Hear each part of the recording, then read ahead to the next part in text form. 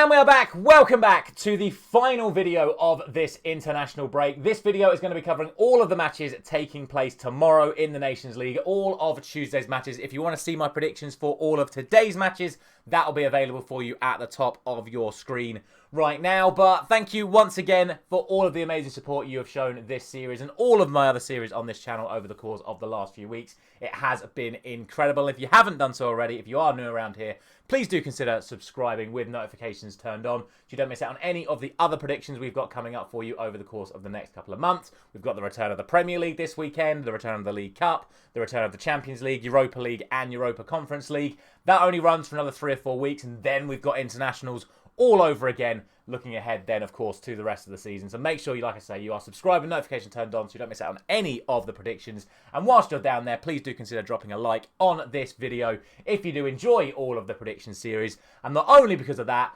because of last night, where even though England's game was rather disappointing, please do check that one out as well at the top of your screen. But we actually had a good night of predictions for the first time in a little while on this Nations League series. We got 6 out of 8 last night in terms of predictions, and we're only 1 goal off correct scores, I think, in 5 of the 8 matches. So very, very close to some really good point scoring last night. But it means that we're back over 50%. We're up to 44 out of 85. Like I've already said, make sure to check out my predictions for today's matches as well. But we're here to talk about the final day of the Nations League. All 8 matches taking place tomorrow on Tuesday night. So without any further ado, let's get into it. We have got matches from Leagues C and League A in tomorrow's international break finale. And we will start off with League C, Group 2, and it's Kosovo, Cyprus, Lithuania and Romania. And we'll start off with Kosovo and Cyprus, where in Matchday 2 in Cyprus, it was a 4-0 win to Kosovo. So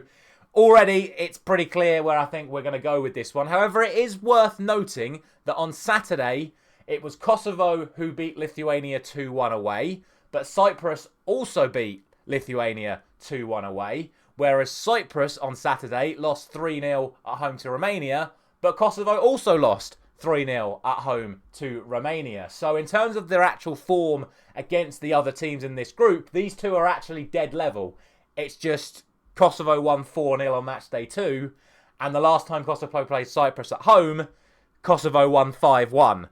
So it's not looking great for Cyprus, and as boring as a prediction as this is going to be, I actually think the most likely scoreline here is exactly what it was in matchday 2, and that is a 4-0 win to Kosovo. So no real surprises there, but it's nice to give a little bit of backstory to these matches. The other match in this group is, of course, Lithuania taking on Romania. As we just mentioned, Lithuania were on the receiving end of a defeat of Kosovo at the weekend, whereas Romania were able to see off Cyprus. But it is worth noting that when these two sides met earlier on in the Nations League, in the match in Romania, it was a 3-1 win to Romania, but 2 very, very late goals from Romania in that match to get that result. It was 1-1 up until the 87th minute, where it was a penalty which broke the deadlock. So Lithuania are well worth it in this group so far. The hilarious thing is, though, is that they've not picked up any points, despite being very close in near enough every single game. So I'm going to show them some respect here.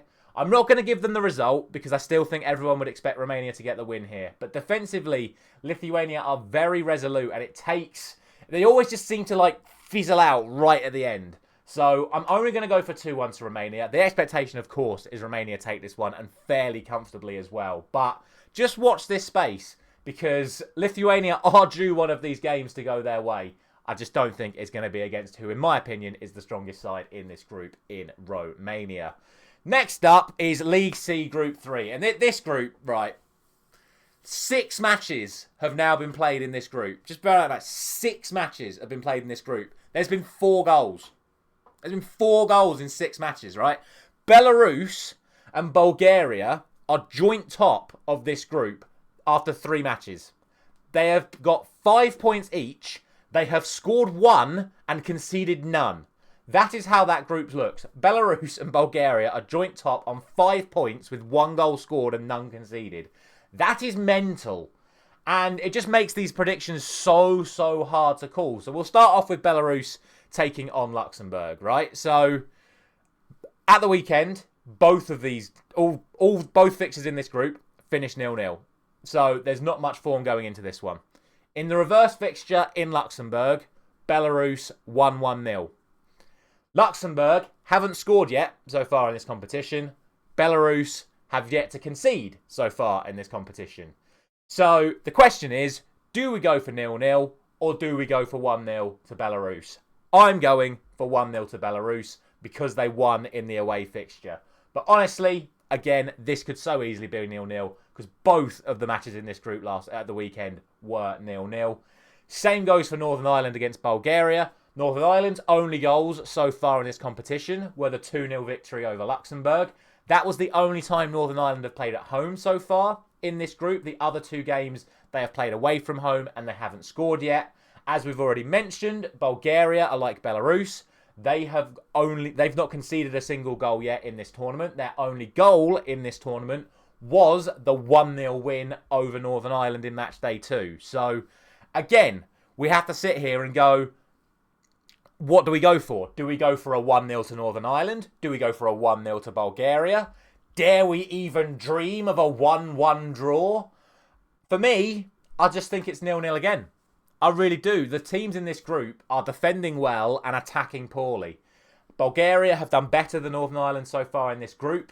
But like I said, they didn't score against Luxembourg. They didn't score against Belarus.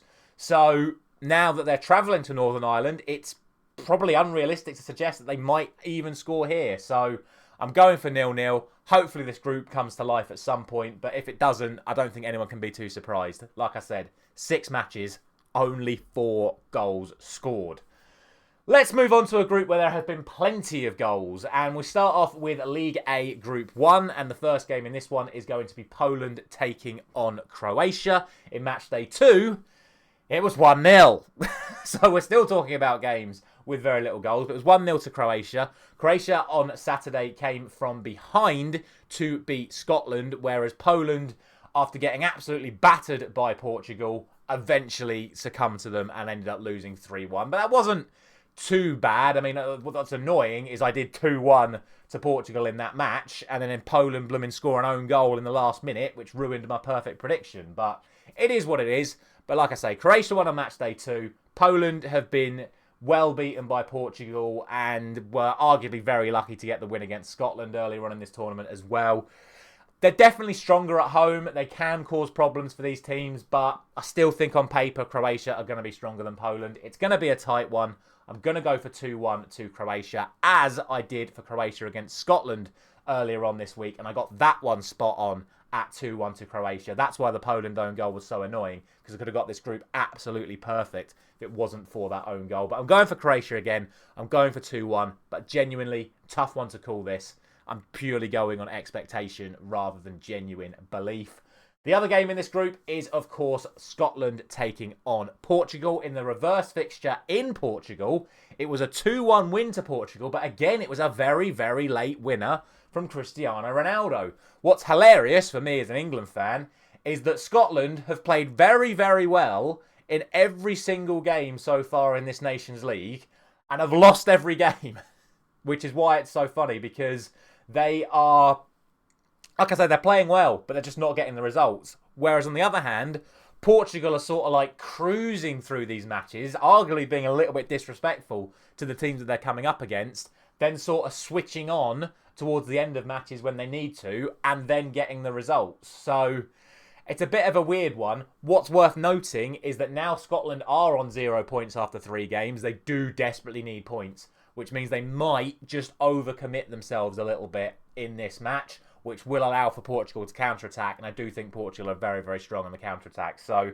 even though it was 2-1 in Portugal, I'm going to go for 3-1 to Portugal in Scotland. I just think the way the group is set up at the moment, especially if Croatia beat Poland as well, it gives Scotland more chance of going into a relegation playoff rather than flat-out relegation if they can get the result here. So my expectation is that Scotland go for it and then Portugal punish them. So that's why I'm going for 3-1. But on their day, Scotland are capable of getting a result here. I just don't think it's going to happen against a side as good as Portugal.